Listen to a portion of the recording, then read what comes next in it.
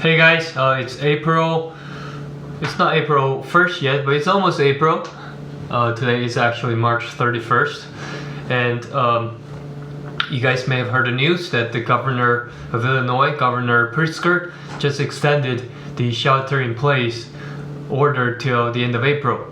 So whether you like it or not, we'll be staying at home for a while. And we're really in this for a long haul, right? But as you probably have heard of, slogans like flatten the curve and stay home saves lives.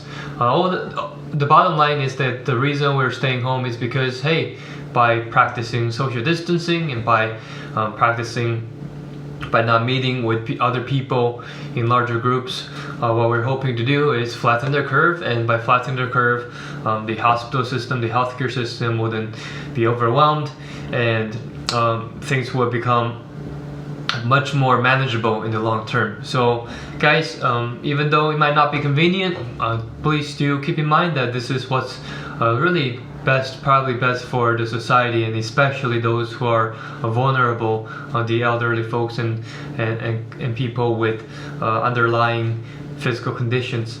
So this is a difficult time, right? But remember, we can still remain joyful and hopeful, especially if you have Jesus. And being joyful and hopeful doesn't mean that we turn a blind eye to whatever is happening, because whatever is happening, COVID-19 is difficult. But it does mean that being joyful and hopeful does mean that you do, as a Christian, if you are a follower of Christ, you do have a greater hope and greater joy in Jesus despite of the circumstances. And for those who don't identify yourself as Christians, you might say that, hey, I maybe grew up because my parents are Christians, but I was never really serious about Jesus. And this might be a time for you to really reflect upon what's important and ask yourself, hey, things are difficult, but do I have the hope? Do I have that inner strength? Do I have Jesus to get through these difficult times? And if not, you might want to do some soul searching, and this might be a good time to seriously ask God to reveal Himself to you and draw near to Him in this time. In extreme circumstances like the one we're in today with COVID-19, a lot of people are panicking, and many people are also kind of talking about end of day scenarios and what they could look like. And as you know, there's a lot of movies about how viruses or pandemics sweep over and many people die, and our daily life is disrupted and so forth. But even in the Bible, there's a lot of passages both in the Old Testament and the New Testament that talk about kind of the end times, what's going to happen when things go haywire and when things seems to be out of control. And I've been going through the Gospel of Luke recently, and Jesus in Gospel of Luke chapter 21, Jesus talks about a lot of catastrophic events, like events that will make you feel like it's the end of the world.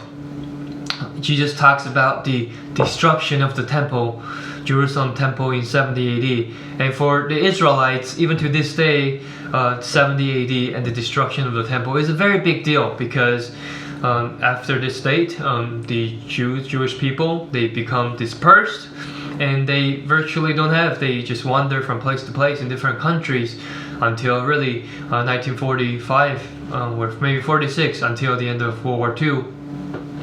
So, Jesus talks about the destruction of the temple in 70 AD, but he also talks about wars and earthquakes and famines and pestilence, which is like a pandemic. And he also talks about Christians being persecuted because of Jesus, that how some Christians will be put into prison and even put to death for their faith. And Jesus seems to be also talking about, referring to his second coming, when he says that the Son of Man will be coming with power and great glory. And I think this partly refers to after Jesus' resurrection, and 40 days later that Jesus, he is ascended to heaven. And this partly, referring back to Daniel 7, is talking about, hey, Jesus is now given the dominion over all things, of all creation and all kingdoms, that Jesus is now King Eternal. He is sitting at the right hand of the Father. But on the other hand, the image of Son of Man coming with power and great glory also seems to be referring to the second coming of Christ, that Jesus one day will return for the second time to judge the living and the dead. And Jesus uses even a parable to illustrate this. He says, hey, when you look at a fig tree, or for that matter any trees, and when you see that leaves are starting to come out, you know that summer is near. And what Jesus is saying by this parable is that, hey, when you look at the signs and these pandemics and earthquakes and people being persecuted, you know that the coming of Jesus is near. And the end of age is coming closer and closer. So when we talk about this kind of end of world kind of thing, how do people normally respond? And what should our attitude be? I think many people, when they face these circumstances, they respond with fear. And Jesus talks about people in Luke 21, people who are fainting with fear. And even today, you see people who are completely freaked out about COVID-19. And now they're going out, panic buying a bunch of toilet papers, and they're buying a bunch of disinfectant wipes, and stocking up a bunch of canned food that's going to last for years. And if you're one of the super rich, you are probably hiding in one of the end-time bunker where it's designed for, some kind of nuclear holocaust or something. But Jesus says this. He says, be careful, or your hearts will be weighed down with carousing, drunkenness, and the anxieties of life. And that day will come on you suddenly like a trap. For it will come on all those who live on the face of the whole earth. Be always on the watch, and pray that you may be able to escape all that is about to happen, and that you may be able to stand before the Son of Man.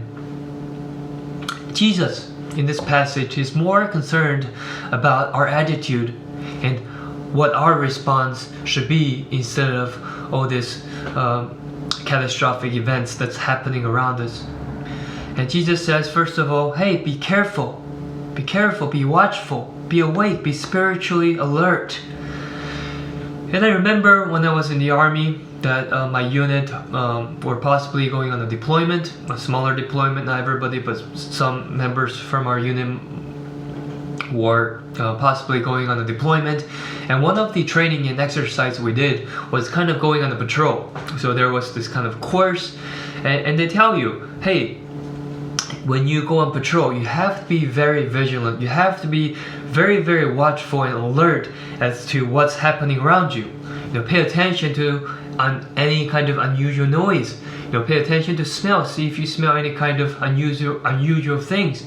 And really always keep an eye on things that might be out of place, like wires. If you see wires, or if you see like a can, whether it's a soda can or a glass, like glass bottles, because those could be used as IEDs, improvised explosive devices, and those devices have killed a lot of American U.S. servicemen and women during the war.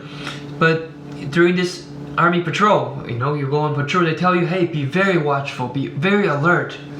And likewise, what Jesus is saying that, hey, when these things are happening, we have to be very alert to the spiritual realities and what is going around us. And Jesus talks about things that could prevent us from seeing what's actually and really happening around us. For example, Jesus says, be careful, where your hearts will be weighed down with carousing, drunkenness, and anxieties of life. So carousing and drunkenness, Jesus is talking about, pleasures, earthly pleasures, and being drunk. You're not sober, you're not in control of your mind and what you're thinking. And our generation in many ways live for food, live for comfort, live for entertainment, whether it's Netflix, binge watching on Netflix, or video games, or even just sports.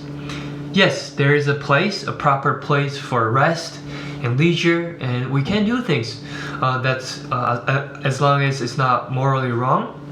But at the same time, the thing about carousing and drunkenness, and the analogy here is that sometimes our focus can be so focused on having physical pleasures and having our physical senses so heightened that our spiritual senses could become dull. And when our spiritual senses become dull, we're no longer able to detect and think properly about the important things of life. And when, even today, right, we have COVID-19, and it's interesting how people respond, right? I think one way people are coping with COVID-19 is obviously they can't go anywhere, they stay home, and they're just binge watching a bunch of video shows and Netflix shows and videos and movies. And again, there's a proper place for watching proper movies, but at the same time, that's what all you're doing, right? You're not able to see and have spiritual eyes to see what's really important and discern the times that Jesus might be coming back, and Jesus and his return is becoming nearer and nearer. And second, Jesus also talks about the anxieties of life and how that can weigh our hearts down. And anxieties of life are things that concern us and things that worry us.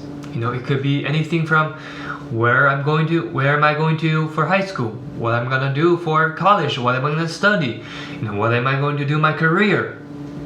And in some ways it can also be proper concerns like, hey, especially during this time, like COVID-19, what happens if I get sick, right? What happens if I die? Who's going to take care of my family and my kids?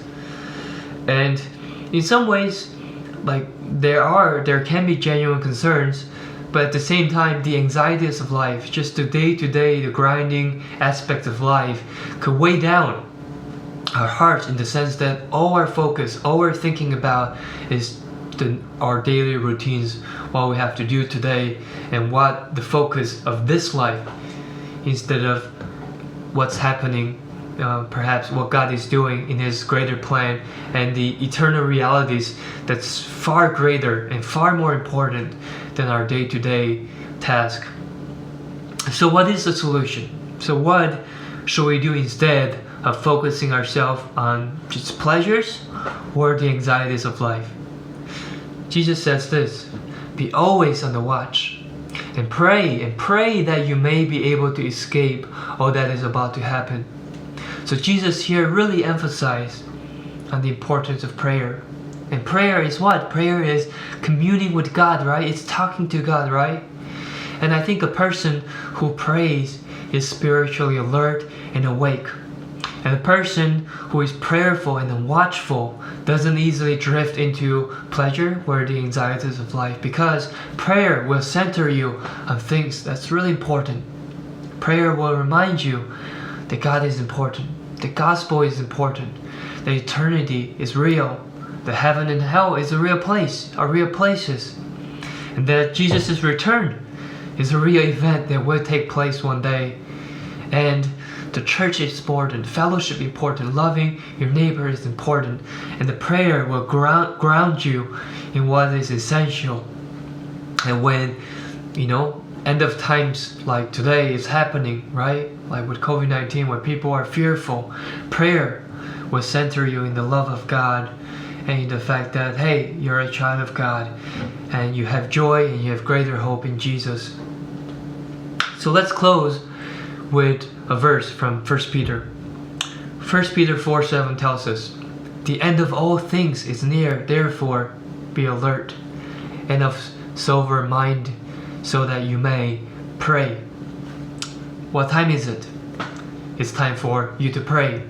It's time for you to wake up from your slumber and your spiritual laziness and be able to pray and focus on God and focus on what's important. So why don't you at this time You probably are watching this on your cell phone or maybe on your laptop, but close this and put it aside. Put your cell phone or laptop aside for next 15 minutes. And why don't you go into your room by yourself and kneel if possible, and go to the Lord in prayer and ask Him to center your heart and your mind and what's really important, and give you eyes, discerning eyes, so you won't drift into the anxieties of life, or just spending the next month just living for what's fun or what's pleasurable, but focusing on what's eternal and what's central. And God promises us that when we go into our living rooms, when we go into our closets, right? When we go in private and pray, God, who sees us in secret, will hear us, and He will reward us. So that's my encouragement to myself and to you. And I'll be praying for you. And I miss you guys. And let's be in prayer and be watchful together at this time.